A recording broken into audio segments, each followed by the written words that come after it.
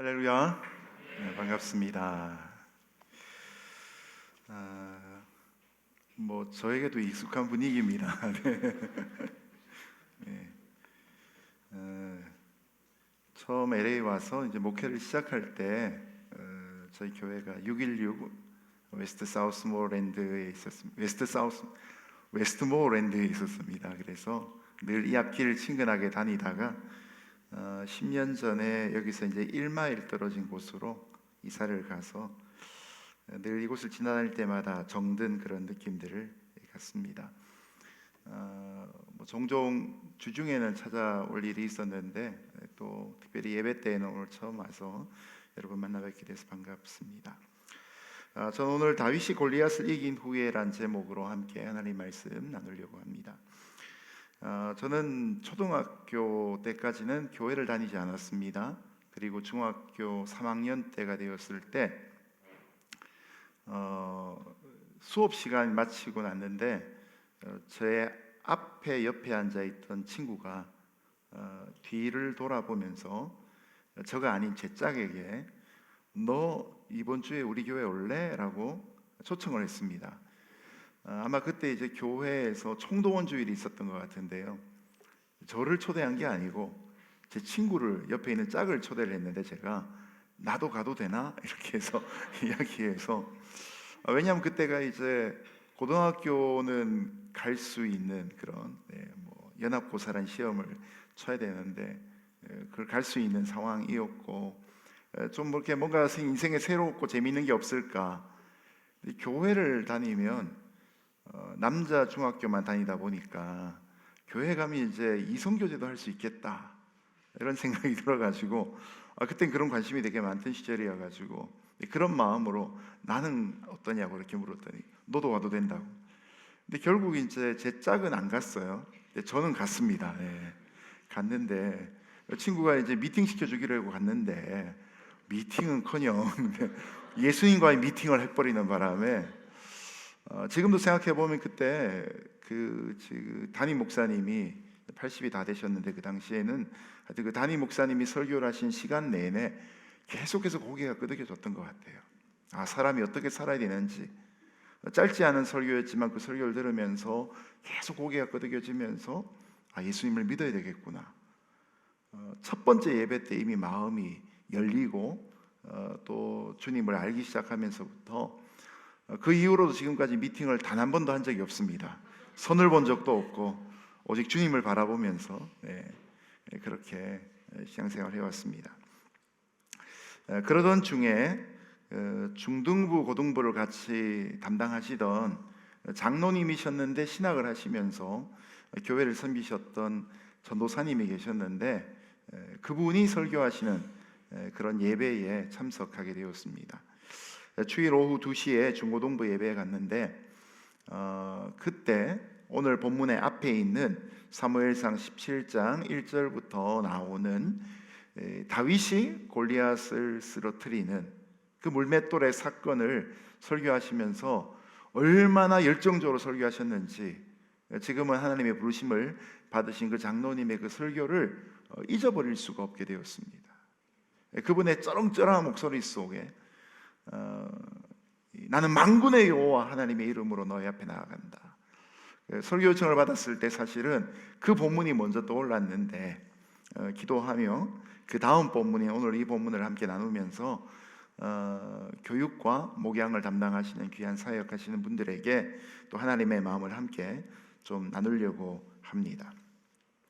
여러분, 오늘 등장하는 다윗과 골리앗의 싸움은 영어로 표현하면 데스매치라고 합니다. 둘 중에 한 사람이 죽기까지 싸우는 것이죠. 상대편에 있는 각자의 1인자가 나와가지고 한쪽이 죽기까지 싸워서 한쪽을 이기면 그러면 그 전체가 이기는 1대1 매칭이 되는 그런 데스매치로 싸우게 됩니다. 당연히 골리앗은 몸집이 크고 두려움을 주는 존재였는데 그에 반해서 이스라엘의 대표로 나아간 이 다윗이라는 소년은 너무나 초라하고 보잘것없고 무기를 연마할 수 있는 능력도 없는 그런 사람들 아니었겠습니까? 그러나 결과는 결국 골리앗이 쓰러지고 맙니다. 그런데 돌이켜 보면 골리앗의 이 죽음이 무엇으로 말미암았는가 하는 것을 우리 생각해 볼 때 오늘 본문에 나와 있는 부분들을 조금 깊이 배울 필요가 있습니다. 오늘 한 절 한 절씩 다시 읽어보면서 이 말씀 가운데서 저와 여러분이 하나님의 일을 감당하는 그런 믿음에 대해서 배울 수 있는 시간이 되었으면 좋겠습니다. 자, 먼저 50절과 51절 말씀 같이 자막으로 다시 한번 읽어보겠습니다. 시작. 다윗이 이같이 물매와 돌로 블레셋 사람을 이기고 그를 쳐 죽였으나 자기 손에는 칼이 없었더라.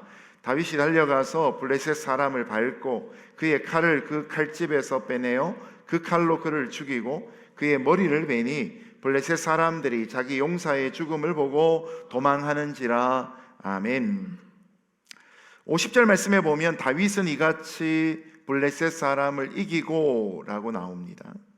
여기 중요한 단어가 바로 이같이란 단어인데요, 이 50절에 나오는 이같이란 단어는 사실은 사무엘상 17장 1절부터 49절까지 무려 49절을 다 포함하고 있는 표현입니다.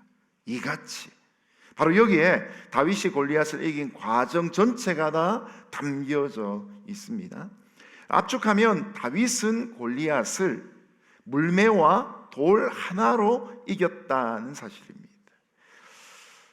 여러분, 물매와 돌 하나로 골리앗을 이겼다는 이 사실은 조금 더 확장시켜 보면 이스라엘 군대 전체가 다윗이란 소년 하나로 블레셋 전체를 이겼다란 말과도 연결이 될 수 있는 것이죠.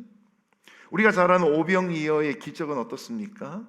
남자만 숫자가 5,000명이고 여성과 아이들을 포함하면 2만 명가량이 되는 그 많은 사람을 예수님께서는 오병이어로 5개의 떡과 2마리의 물고기로 다 먹이셨다. 너무나 작은 소재를 가지고 너무나 어마어마한 승리를 이루었을 때 바로 이런 표현들을 쓸 수가 있는 것이죠. 저와 여러분의 인생 가운데도 이같이 되어진 일들이 참으로 많습니다. 우리의 능력과 우리의 준비와 우리의 실력으로 감당할 수 없는 일들을 하나님의 은혜가 함께 하실 때 우리는 이같이 승리한 일들이 우리 삶에 나타날 수 있는 것이죠. 자, 여기에 나오는 이같이라는 것으로 승리하는 다윗의 승리의 예를 해석을 해보면 크게 2가지로 해석이 됩니다. 첫 번째 해석은 다윗의 전투에 하나님이 도우셨다라는 입장입니다. 자, 여기에 관건은 바로 다윗이 물맷돌 던지는 일에 익숙했다, 정통했다, 그의 실력이 출중했다라는 것으로 해석할 수 있습니다. 여러분, 다윗이 달려가면서 물매라고 하면 아마 새총 같은 걸 생각해 볼 수 있을 건데요, 사실 물매란 것은 돌을 품을 수 있는 뭔가의 잡는 기구를 가지고 끈이 연결되어 가지고 이 물매다 돌을 얹어 가지고 이것을 휘휘 저어 가지고 어느 순간에 놔버리면 그 걸려 있는 돌이 날아가는 것입니다. 새총을 쏘듯이 아니면 총을 쏘듯이. 근데 문제는 그냥 서서 아니면 엎드려서 돌을 던지는 것이 아니라 달려가면서 물매에서 돌이 날아가고 있다는 사실이죠. 지금부터 10여 년 전에 이 최종병기 활이라는 영화를 CGV 극장 가서 본 적이 있습니다. 거기에 활 쏘는 주인공이 등장하죠.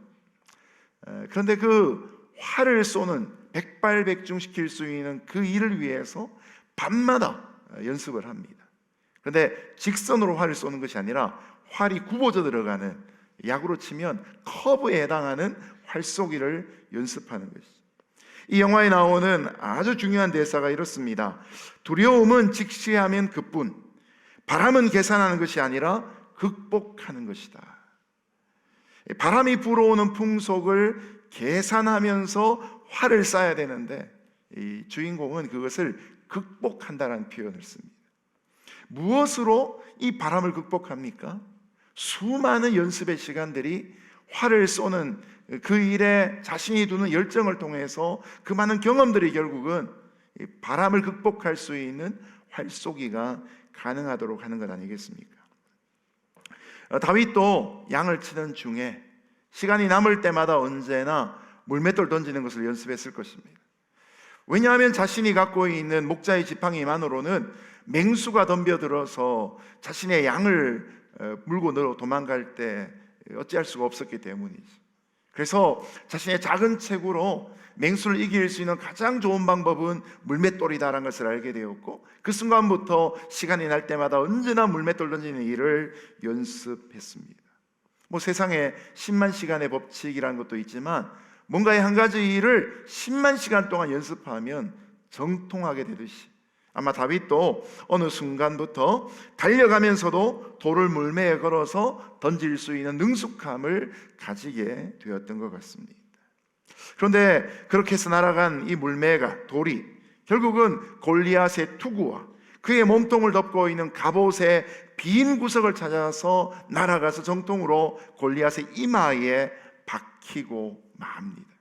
결국 그의 오랜 훈련의 결과였고, 그가 하나님 앞에 쓰임받을 때에 하나님이 그의 실력으로 도우시는 은혜가 그 자리에 함께 했던 것이죠. 신앙생활 가운데 이런 은혜가 함께하는 일, 이것을 성경은 오늘 우리에게 이같이란 단어로 설명하고 있습니다. 그러나 우리가 한 가지 여기서 확인하고 넘어가야 될 것은, 그렇다고 해서 신앙생활의 모든 일들이 요행수로 일어나는 건 아니라는 것입니다. 한 번도 훈련하거나 연습하지 않고 난생 처음 물매를 들어본 사람이 골리앗의 이마에다가 돌을 날려서 정통으로 맞춘 일은 믿음으로 할 수 있는 일이 결코 아니라는 것이죠. 인간의 수고와 인간의 땀 위에 하나님의 역사가 함께 할 때 우리는 그것을 그레이스 포인트라고 말할 수 있는 것이죠. 자막으로 성경 한 구절이 뜨는데요, 시편 128편 2절의 말씀입니다. 내가 내 손으로 수고한 것을 먹을 것이요 내가 행복해지고 잘 되리라 라는 말씀이 있습니다.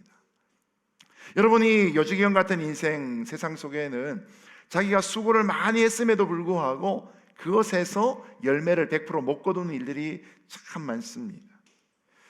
저는 글쓰기 작업을 오랫동안 해왔었는데, 예전에 컴퓨터에 능숙하지 않을 때 몇 시간 낑낑대면서 글을 썼는데 갑자기 컴퓨터가 퍽 하고 전기가 나가면서 저장되지 않은 원고가 날아가 버리는 그런 경우들이 참 많았습니다. 이제 한 문단만 더 따듬으면 일이 끝난다 싶은데 그 직전에 그 전기가 나가버리는 바람에 다시 또 밤을 새는 수고를 한 적이 한두 번이 아니었습니다. 그러면서 배운 것 중에 한 가지가, 내가 수고하는 만큼만 거둬들여도 그거는 저절로 되는 일이 아니라 하나님의 은혜가 필요한 일이구나 라는 생각을 하게 되었습니다. 열심히 공부했는데 시험 치러 갔는데 갑자기 막 졸리기 시작하고, 어머니들이 시험 잘 치라고 우황청심환 아침에 먹였는데 그 우황청심환의 약효가 발동이 되어가지고 갑자기 몽롱해지기 시작하면서 글자가 막 2개, 3개로 보이기 시작하고, 저 같은 경우에는 학력고사 시험을 치러 갔는데 어머니가 시험 잘 치라고 찰밥을 싸주셨어요. 그리고 찰밥이 식기 전에 보온도시락 뚜껑을 꽉 닫아주셨는데, 용가리 통뼈로 당시에 80kg 나가신 저희 어머니가 도시락 뚜껑을 꽉 닫아주시는 바람에 도시락 뚜껑을 여는데 안 열리는 거예요. 어떻게든 좀 열어보려고 시도를 했는데 안 열렸어요. 마지막에 열었습니다. 근데 젓가락이 없는 거예요. 그래가지고 누구한테 뭐 빌려가지고 먹을 수도 없고, 왜냐하면 다 경쟁자들이니까요, 같은 방에 있는 사람들. 그러면서 그 3번째 시간 시험을 망치는 바람에 어머니한테 핑계를 다 돌리고, 물론 그 대학에 꼴찌로 입학을 해가지고, 꼴찌로 들어갔지만 나올 때는 수석을 하고 나왔습니다. 그래서 우리가 수고한 만큼 열매를 거둘 수 있다는 것도 저절로 되는 것이 아니구나라는 것을 배우게 되었습니다. 여러분, 다윗처럼 우리가 하는 사역과 우리가 하고 있는 헌신 위에 연단되는 일들, 숙련되어져 가는 과정들이 있기를 예수님 이름으로 축복합니다. 근데 이 이야기로 딱 끝내버리면 제가 자기개발 강사가 되지 목사는 결코 될 수가 없는 것이죠. 동전의 양면처럼 뒷부분이 하나가 더 있습니다. 바로 이같이란 단어의 두 번째 해석은, 하나님께서 골리앗을 쓰러뜨리는데 다윗을 쓰셨다라는 것입니다. 첫 번째는 다윗이 골리앗을 쓰러뜨리는데 하나님이 도와주셨다는 것이었다면, 두 번째 해석은 하나님이 골리앗을 쓰러뜨리는데 다윗을 쓰셨다라는 것입니다. 자, 골리앗이 물맷돌을 맞고 중심을 잃고 비틀비틀거리기 시작합니다. 그리고 쓰러지게 되죠. 이때 다윗은 맨몸으로 골리앗에게로 달려갑니다. 여러분 한번 상상해 보십시오. 골리앗이 거의 한 2m 40에서 70 정도 된다고 생각해 보십시오. 제가 183cm인데요 지금도 자라고 있습니다. 재작년에 181이었는데 2년 만에 갔더니 183.5라 그래요. 자꾸 자라고 있어요. 네. 저희 집에서 제가 제일 큽니다. 네. 그런데 골리앗은 더 큰 거죠. 뭐 이 천정에 닿을 정도 아니겠습니까? 그렇게 큰 사람이 나자빠져 있는데 작은 다윗이 쫓아갑니다. 그런데 다윗에게는 무기라고 할 만한 게 아무것도 없는 겁니다. 골리앗을 밟고 서 있는 다윗이 아래를 내다보면서 골리앗이 차고 있는 칼집에서 칼을 빼듭니다. 아마도 그 칼은 다윗의 몸의 키 크기만큼이나 큰 칼이었는지도 모릅니다. 그리고 그 칼을 빼어서 골리앗의 목을 잘라 죽입니다. 여러분, 이 장면을 보고 있는 모든 블레셋의 군사들은 일순간에 다리가 풀리는 경험을 했을 것입니다. 너무나 게임이 안 되는, 너무나 열세에 불과한 그런 다윗이 이루어지지 않을 일 같은 이 골리앗을 쓰러뜨린 일뿐만 아니라 결국 그 골리앗을 죽게 만든 일까지 경험했던 것이죠. 그래서 재미나게도 우리가 좀 전에 읽었던 50절과 51절 말씀에 보면 유독 칼이란 단어가 계속 반복해서 나옵니다. 다시 한번 자막으로 50절과 51절을 보여주시겠습니까? 우리 천천히 다시 한번 칼이란 단어가 몇 번 등장하는지 한번 세면서 읽어보겠습니다. 시작. 다윗이 이같이 물매와 돌로 블레셋 사람을 이기고 그를 쳐 죽였으나 자기 손에는 칼이 없었더라. 다윗이 달려가서 블레셋 사람을 밟고 그의 칼을 그 칼집에서 빼내어 그 칼로 그를 죽이고 그의 머리를 베니라고 나와 있습니다. 4번이나 등장하죠. 4번 등장하는 이 칼은 모두가 다 다윗의 칼이 아니라 골리앗의 칼이었던 것입니다. 결과적으로 이 칼을 4번 사용하며 다윗에게 칼이 없었고 골리앗에게 있던 그 칼로 다윗이 골리앗을 죽인 이 사건을 기록하는 저자의 의도가 뭐겠습니까? 결국 이 전쟁은 하나님이 하시는 전쟁이고 하나님이 골리앗을 죽이셨다는 사실을 알려주고 있는 것이죠. 재미난 것은 사무엘상 21장에 가면 쫓겨가고 있던 다윗이 아히멜렉 제사장 앞에 가서 구걸하듯이 음식을 달라고 얘기하는데 그 아히멜렉 제사장 입에서 의외로 당신이 예전에 죽였던 그 골리앗의 칼이 천에 쌓여서 여기 와 있다라는 이야기를 하는 것이죠. 이 칼은 사실 골리앗의 칼이었지만 다윗의 주변을 떠나지 않고 다윗이 가장 힘들고 어려울 때마다 다윗에게로 찾아오는 신비한 기능을 갖고 있었던 것이죠. 바로 이 전쟁의 주인이 하나님이시고 하나님이 다윗을 쓰고 있음을 강조하고 있는 것이죠. 변변한 무기가 없이 사실은 하나님만 의지하고 나갔던 소년 다윗 아닙니까? 그런데 그 다윗이 전쟁에서 승리하는 것을 보면서 우리에게 또한 그 당시 이스라엘 백성들에게 주고 있는 메시지가 무엇입니까? 전쟁은 여호와께 속한 것이고 전쟁은 칼과 무기로 하는 것이 아니라 믿음으로 하는 것이다 라는 사실을 알려주고 있는 것이죠. 승리는 결코 장수의 키나 무기나 군사의 수에 달려있지 않다라는 사실입니다. 이수호 목사님이 적용하면 어떻게 적용해야 되겠습니까? 목회는 키에 달려있지 않다 이렇게 적용할 수 있는 것이죠.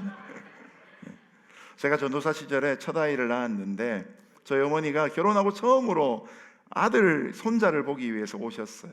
근데 교회에 있던 권사님들이 또 저희 집 아이를 보기 위해 가지고 같이 집에 신방을 오셨다가 저희 어머니에게 아유 이 전도사님 어머니는 참 좋으시겠어요. 우리 이 전도사님은 키가 크셔가지고 목회를 잘하실 거예요. 그 말에 어머니의 마음이 상했습니다. 아들 전도사가 설교를 잘해서 기도를 많이 해서 신방을 잘해서 목회를 잘하실 거예요 라고 하면 이해가 되는데 키가 커서 목회를 잘하실 거예요 라고 이야기를 하니까 어머니 마음속에 키 큰 거랑 목회가 무슨 관계가 있나 고민이 되시더라는 거예요. 어머니도 그 당시 이제 교회를 처음 나가셔가지고 교회를 배워가던 중이었는데, 권사님들이 제가 이렇게 강대상에 딱 서면 강대상 사이즈하고 제 이 신체가 딱 맞대요. 비율이 황금 비율이래요. 왜냐면 그 교회 처음 담임 목사님은 키가 좀 작으신 분이어가지고 밑에 이렇게 단이 하나 있었거든요. 제가 올라갈 때 항상 단을 치우고 서고, 담임 목사님은 단 위에 서시는데 저보다 작아 보이시고 그러니까 그랬던 것 같아요. 여러분, 목회가 키하고 무슨 관계가 있습니까? 키가 전쟁과 무슨 관계가 있습니까? 전쟁은 하나님께 속한 것입니다. 무기는 믿음입니다. 때로는 돌이 쓰일 수도 있고, 때로는 남의 칼이 쓰일 수도 있는 것이고, 때로는 오병이어가 쓰일 수도 있는 것이고, 때로는 주님의 대적자였던 청년 사울이 쓰일 수도 있는 것이죠. 모든 전법에 제한이 없으신 하나님의 전쟁 가운데 저와 여러분이 하나님의 도구로 부르심 받았다는 사실 앞에 부끄럽지만 은혜를 느끼고 감사를 느낄 수 있기를 예수님 이름으로 축복합니다. 오병이어도 12제자도 주님께 쓰임받았던 것처럼 오늘 우리가 하나님의 전투 가운데 쓰임받는 것을 느끼며 부르심받은 것 자체가 은혜인 것을 고백하며 주님 저를 사용하여 주옵소서 날마다 헌신할 수 있기를 예수님 이름으로 축복합니다.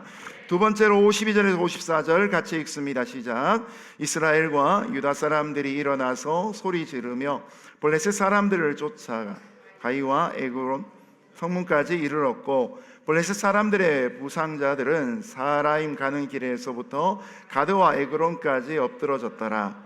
이스라엘 자손이 블레셋 사람들을 쫓다가 돌아와서 그들의 진영을 노략하였고, 다윗은 그 블레셋 사람의 머리를 예루살렘으로 가져가고 자기 장막에 두니라. 아멘. 블레셋 군대는 흩어졌지만 반면에 이스라엘과 유다 사람들은 쾌제를 부르고 용기를 얻으면서 전리품 챙기기에 바쁩니다. 그들은 일찍 일어나 함성을 지르며 블레셋 사람들을 쫓아가는데 가드 입구를 지나 에그론 성문까지 이르릅니다. 이 블레셋이란 나라는 사실 도시국가 5개가 하나로 합해져 있는 연방체거든요. 하나가 가드라는 성이고 하나가 에그론이라는 성입니다.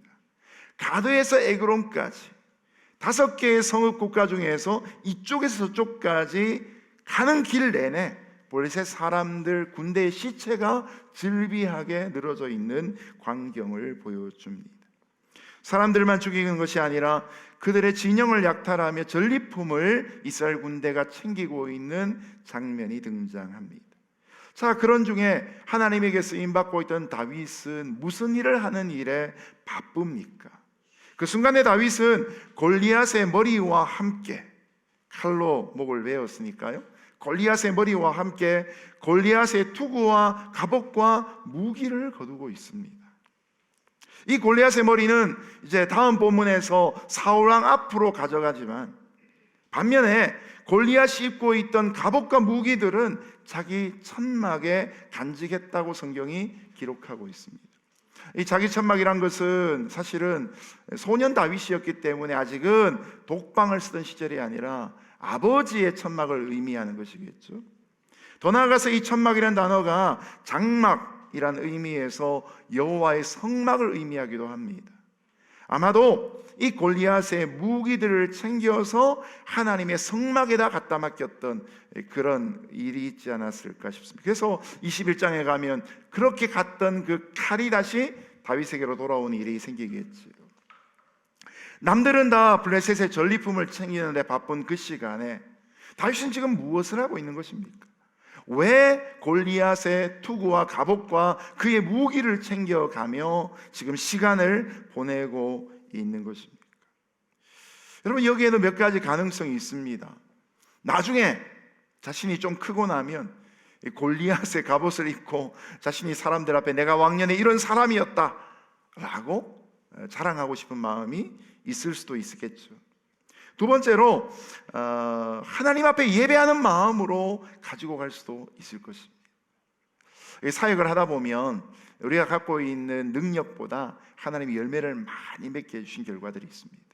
그때는 아마 겸손한 마음으로 다윗처럼 늘 순종하는 마음으로 물맷돌 연습하고 일상 속에서 계속 하나님을 섬기다가 하나님이 거기에 은혜 점수를 더해 주셔서 열매를 남기시게 되는 거예요. 저도 13년째 저희 로스앤젤레스 온누리교회를 목회하면서 그런 순간들이 있었습니다. 제가 LA에서 굉장히 오래 목회한 목사 중에 하나입니다. 벌써 13년이 지났는데 처음 부임할 때보다 재정도 늘고 인원도 늘고 교회 건물도 사고 막 이런 시절들이 있으니까, 근데 한참 교회가 잘 나가던 때 3년 전에 우리 같이 뭘 만났습니까? 팬데믹을 만났지 않습니까? 팬데믹을 맞는 순간 마치 제 인생 속에 목회 속에 거품처럼 여겨지는 것들이 확 거두어지기 시작했습니다. 정말 하나님 앞에서 성도들이 나오지 않는 교회 본당에, 나올 수도 없는 그 본당에 혼자 무릎 꿇고 앉아서 눈물 흘리며 기도하고 카메라만 바라보고 설교하고 그런 기간들 속에 저는 뭔가 이 사람이 할 수 없는 하나님의 정련의 과정 속에 들어와 있다는 생각을 하게 되었습니다. 여러분, 다윗이 처음 전투에 나갈 때 사울 왕이 자기의 갑옷을 다윗에게 주지 않습니까? 그래서 다윗이 거부할 수 없어서 사울 왕의 갑옷을 입었는데 이게 안 맞는 거예요. 너무 큰 거예요. 이거 입고 나가다가 죽겠다 싶은 마음으로 사울 왕의 갑옷을 마다합니다. 그리고 맨몸으로 나갔던 것이죠. 골리앗의 갑옷도 마찬가지입니다. 나중에 입기 위해서 그가 챙긴 것이 아니라, 나중에 골리앗을 물리친 자기의 용맹을 자랑하기 위해서가 아니라 바로 하나님의 은혜를 기억하기 위해서 골리앗의 갑옷과 투구와 그의 검을 하나님의 집에 갖다 맡기고 있는 그 귀한 모습이 여기 나타나고 있는 것이죠. 우리의 사역은 하나님의 은혜 가운데 확장될 수 있습니다. 모든 교회의 단임 목사들은 언제나 이 부흥에 대한 꿈을 꿉니다. 목회자들은 교회가 부흥을 해야 마음이 기뻐요. 제가 이제 오랫동안 큐티 사역을 하면서 큐티하면 행복합니다라는 표어를 계속 사용했습니다. 근데 큐티하면 행복합니다라는 표어를 인사하도록 하면 성도들은 인사를 잘 하세요. 근데 목회자들이 있는 데서 한번 자 옆에 분과 같이 인사하시겠습니다. 큐티하면 행복합니다. 목사님들이 이러시는 거예요. 목사님들이 자기들이 인사 잘하라고 얘기하면서 스스로 인사를 잘 안 하는 거예요. 근데 딱 그 순간 하나님이 제게 지혜를 주셨어요. 뒷부분을 바꾸어라. 두 번째 인사는 이겁니다. 큐티하면 부흥합니다. 그랬더니 목사님들이 막 큐티하면 부흥합니다. 큐티하면 부흥합니다. 부흥이란 말만 나오면 막 그냥 정신이 확 깨이는. 그래서 어떤 분이 예배 그 세미나 마치고 가는데 정말로 큐티 사역하면 교회가 부흥합니까? 이렇게 물으시더라고요. 잘 하셔야 부흥합니다. 왜냐하면 큐티는 자신을 오픈하는 거잖아요.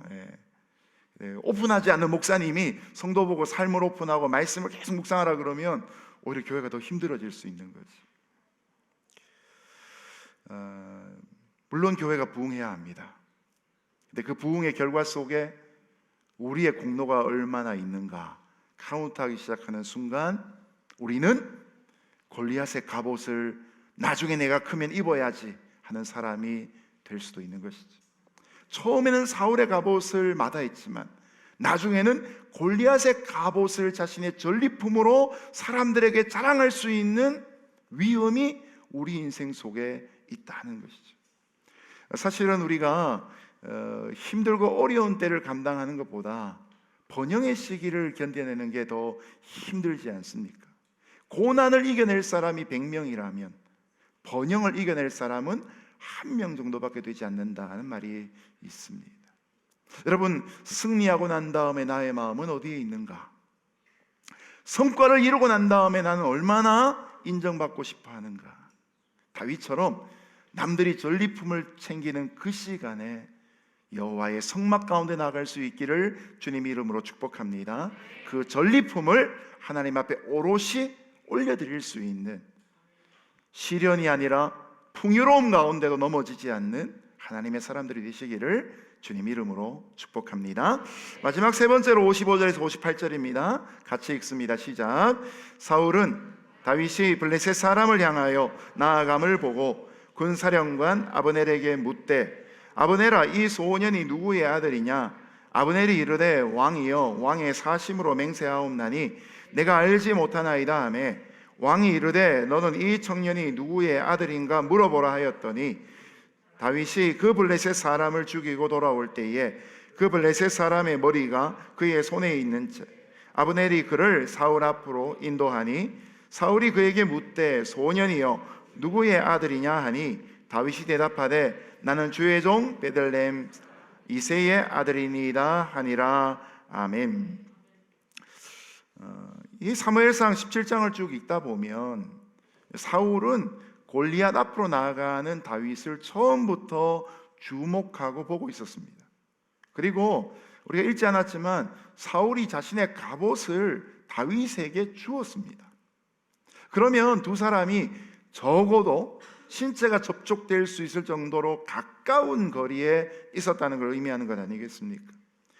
남들보다도 용맹성을 갖고 있는 이 다윗이 골리앗을 이기는 걸 보면서 자기 옆에 있는 군사령관 아브넬 장군에게 근데 저 소년 누구의 아들이냐라고 묻습니다. 이 대목을 읽을 때 조금 헷갈립니다. 저 소년은 아는데 그 아버지는 모르는가 싶은 생각을 합니다. 그런데 이미 사울은 다윗을 사무엘상 16장에 만났고 그 아버지가 누구인지를 대화를 했습니다. 그런데도 기억을 못하고 있는 것이죠. 심지어 이 사울은 자신이 정신적으로 어려울 때 다윗이 악기를 연주하는 것으로 인해서 악신이 떠나가는 경험을 하면서 다윗을 자기의 무기 드는 자로 임명도 했습니다. 그런데 이 본문의 마지막 단락에서 사울은 다윗이 누구의 아들인지 도통 기억을 못하고 있습니다. 그의 아버지에 대한 이야기도 다 잊어버리고 만 것이죠. 군대 장관인 아브넬도 나는 그를 모릅니다라고 대답합니다. 자, 다윗이 골리앗을 죽이고 돌아오니까 이 아브넬 장군이 사울 왕 앞으로 다윗을 데리고 옵니다. 이때 다윗의 손에는 골리앗의 머리가 들려져 있습니다. 근데 사울이 다윗에게 너는 누구의 아들이냐? 라고 새삼스럽게 질문하고 다윗은 나는 베들레헴 사람 왕의 종 이새의 아들이다 라고 대답합니다. 자, 여러분, 이 수수께끼 같은 이 본문의 내용을 우리가 어떻게 이해해야 합니까? 아마도 사울왕 옆에는 그의 무기를 맡은 소년들이 한두 명이 아니었다라고 생각해 볼 수 있겠죠. 경호대가 있는데 경호대가 막 수십 명쯤 되니까 그 중에 한 사람 그냥 예전에 만나보고 너 아버지 이름 뭐냐? 너 아버지 뭐 하시노? 다 물어봤는데 지나가면 잊어버릴 수도 있는 것이죠. 근데 결국 이 본문에서 한 가지 깨닫게 되는 것은 사울 왕은 그만큼이나 사람에 대한 관심이 없었다는 것입니다. 이 본문이 그것을 강조하면서 우리가 본문을 따라 읽어 내려올 때는 마치 이 사울 왕 앞에 다윗이 이제는 왕의 사위가 되는 부마가 될 정도로 아주 가까워진 사람이 되니까 단계로 올라서 아주 가까이 온 것처럼 여겨지지만 여전히 사울왕 입장에서 볼 때 다윗은 무명시에 불과하다. 사울왕 입장에서 보면 다윗은 결코 부각되지 않았던 사람이다 라는 것을 의도적으로 알려주고 있는 것이죠. 물론 누구든지 골리앗을 물리치는 자에게 사울은 자기의 딸을 주겠다라고 약속을 했기 때문에 이제서라도 자기 앞에 나온 다윗에 대해 소상히 물어야 했고 집안도 물어야 하고 자기 딸과 결혼하도록 허락도 해야 하니까 새삼스럽게 관심을 가진다라고 말할 수도 있는 것이죠. 저는 이 세 번째 마지막 대지에서 우리가 하나님의 사역을 맡은 자로서 우리의 이름이 얼마만큼이나 지워져야 하는가에 대한 문제를 깊이 묵상하게 됩니다. 제가 LA에서 10수년째 목회하면서 LA에 출장 온 것까지 따지면 거의 지금 한 20년 가까이 되거든요. 그때는 출장 오면 이제 두란노 소원 4층에 다다미 방이 있어서 거기서 자기도 하고 그랬었고요. 그러면서 이제 제가 목회를 하면서 최근 들어 저희 교회 교인들한테도 그런 이야기를 한 적이 있는데 우리가 어느 교회를 이야기할 때 어떤 목사님의 이름을 붙여서 이름을 얘기한 참 어느 순간부터 마음이 불편해지기 시작합니다. 제가 이제 올림픽 장로교회 설교하러 오는 걸 교역자한테 다 얘기를 하고, 오늘 제가 원래 저희 교회 금요일에 설교해야 되는데 대신 이제 맡기고 왔습니다. 근데 이제 찬양팀 연습을 하면 저녁을 막 먹길래 제가 양복 입고 딱 들어가니까, 저도 금요일 양복 안 입거든요. 근데 여러분 교회 오니까 양복 일부러 입고 왔는데, 찬양팀 대원 중에 한 명이 얘기하더라고요. 목사님 오늘 어디 가세요? 그러길래 나 월드컵 장로교회 간다고. 그 순간 제가 너무 당황을 했어요. 죄송합니다. 제가 올림픽하고 월드컵이 자꾸 헷갈려가지고 이제 네. 얘기 안 할래도 여러분 하는데 미움받을 줄 알면서도. 네. 근데 여러분, 이런 실수는 있을 수 있지만, 제가 불편해하는 것 중에 한 가지가, 누구누구 목사님의 이름을 붙여가지고 교회를 얘기할 때 저 마음이 참 불편합니다. 네. 저희 교회는 그렇게 얘기하지 말자라고 이렇게 얘기했어요. 저희는 그렇게 부르지도 않지만, 네. 어떤 교회는 창립한 목사님이 이제 떠나셨는데 후임 목사님이 왔는데, 제가 올림픽 장로교 얘기하는 거 아니에요. 이제 다른 교회 얘기하는 겁니다. 계속 그 얘기를 누구 목사님 교회. 대형 교회를 부를 때 주로 그렇게 부르는 것 같아요. 하나님 앞에 하나님의 교회, 이단이 아닌 하나님의 교회로 인식되고, 교회마다 신약 성경에 뭐 바울의 교회, 베드로의 교회, 그 제일 싫어하는 거 아닙니까? 그 지역이란 이름을 주고 그 지역의 이름을 따라 교회 이름을 부르고, 이 주중에 보면 이렇게 목요일쯤 교회 신문들이 배달되어 오죠. 13년 LA에서 목회했는데도 불구하고 교계에 있는 신문들에서 제 얼굴을 신문에 실어주지 않습니다. 이수호 목사님 얼굴도 안 나오더라고요. 감사해야 해요. 제가 대학원 다닐 때 학원 강사를 했는데, 학원에 강의를 이렇게 하다 보니까 원장님이 저를 잘 성공시켜가지고 요즘 말로 1타 강사 만들어 보겠다고 전단지를 만들었어요. 근데 그 전단지를 학교 앞에 이렇게 나눠주는데 중고등학생들이 그걸 받아가지고 보다가 휙 날려버렸는데, 나중에 거기 지나가다 보니까 제 얼굴이 땅바닥에 떨어져 있는 사람들이 밟고 지나가는 거예요. 나는 앞으로 무슨 일을 해도 지면에다가 얼굴 사진 내지는 말아야 되겠다. 네, 그런 생각을 했습니다. 우리의 사역이 열매를 맺기 시작할 때 우리 이름을 감춰야 될 때가 왔다는 사실을 기억해야 합니다. 그리고 하나님의 이름이 더 높임을 받으셔야 합니다. 근데 여러분, 이건 저절로 되는 게 아니라 스스로를 낮춰야 하는 것이죠. 스스로 하나님을 더 집중할 때, 나의 헌신과 나의 수고가 모두가 다 하나님의 은혜였습니다라고 고백할 때, 그저 나는 무익한 종입니다 라고 고백할 때, 여전히 수많은 교회를 개척하고 1차, 2차, 3차 전도여행을 성공적으로 마쳤고, 소아시아 지방의 교회와 함께 마게도니아 땅에 수많은 교회를 세웠던 사도 바울도 나는 죄인의 괴수다라고 고백하는 입술을 통해서 자신의 무명성을 추구해가고 있지 않습니까? 사울도 아브넬도 다윗에 대해서 전혀 아는 바가 없음을 부각하는 본문의 의도가 바로 그런 것입니다. 다윗이 얼마나 무명한 사람이었는가를 강조하고 이 승리의 비결을 철저하게 하나님께로 돌리고 있는 것이죠. 사무엘상 하의 말씀은 사무엘상 2장 30절이 근거가 됩니다. 사무엘상 2장 30절을 보면 사무엘서를 어떻게 읽어야 될지가 나오는데요, 여기에 두 가지 길이 나옵니다. 첫 번째는 하나님을 존중히 여긴 자입니다. 하나님을 존중히 여긴 자는 하나님께서 존중히 여기실 것이고, 두 번째, 하나님을 멸시하는 자는 하나님이 그도 멸시하실 것이다 나옵니다. 제일 대표적인 첫 번째 인물이 바로 엘리 제사장과 사무엘이었죠. 두 번째 등장하는 비교의 세트가 바로 사울과 다윗의 세트입니다. 사람들이 똑같은 길을 가는 것 같지만 결국 인생 속의 사역 속에 두 갈래 길에서 나눠지는 것이 바로 하나님을 존중하느냐, 아니면 하나님보다 자기를 더 존중하느냐, 곧 하나님을 멸시하는 것으로 이어지게 되는 것이죠. 그 하나님을 어떻게 섬기느냐에 따라서 자신의 인생도 달라지는 것이죠. 그런데 우리는 사무엘서를 읽다가 중요한 한 본문을 지나가게 되는데 바로 사무엘하 11장입니다. 왕들의 전투하는 계절이 돌아와 수많은 나라의 군대들의 왕이 앞장서서 전투하러 나가던 그 시절에 다윗은 늦지막히 일어나서 전쟁터에 나가는 대신에 자기 집 테라스를 거닐다가 저 멀리 여염집에 한 여인이 목욕하는 장면을 보고 그 우리아의 아내 밧세바를 범하는 사건을 봅니다. 그 사무엘하 11장까지 다윗은 계속해서 믿음의 승승장구를 올리다가 사무엘하 11장을 거치면서 추락하는 인생으로 변화되었던 것이죠.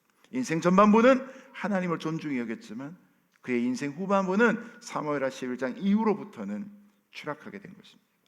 그의 인생 전반부는 장인이었던 사울왕 앞에 인정받지 못하고 죽은 개처럼 취급을 받으며 쫓기는 삶을 살았지만 그러나 하나님 앞에 깨어있는 마음으로 시편의 말씀을 입술로 고백하며 쓰임받는 인물로 쓰임받았다며 사무엘하 11장을 지나면서 다윗은 아들에게 쫓기는 불우한 인생이 되면서 하나님 앞에 불손해지고 충신을 죽이는 결과를 가져오게 되고 그 가족 안에 모든 아프고 쓰린 사건들이 나타나게 되는 것이죠. 하나님 앞에 부르심 받은 우리가 인생의 마지막 순간까지 이 무명시를 자처하며 사람들이 나를 알아주지 않아도 내가 부르심을 받은 그 일에 충성을 다할 때 우리의 이름은 하나님의 생명책뿐만 아니라 하나님의 마음에 또렷이 기록될 수 있는 은혜가 있을 줄로 믿습니다. 오늘도 저와 여러분이 그런 마음으로 끝까지 변하지 않는 마음으로 하나님 앞에 쓰임받아 하나님이 함께 하심으로 승리할 뿐만 아니라 우리의 겸손과 우리의 낮아짐을 통해서 하나님이 계속 높임을 받으시기를 예수님 이름으로 축복합니다.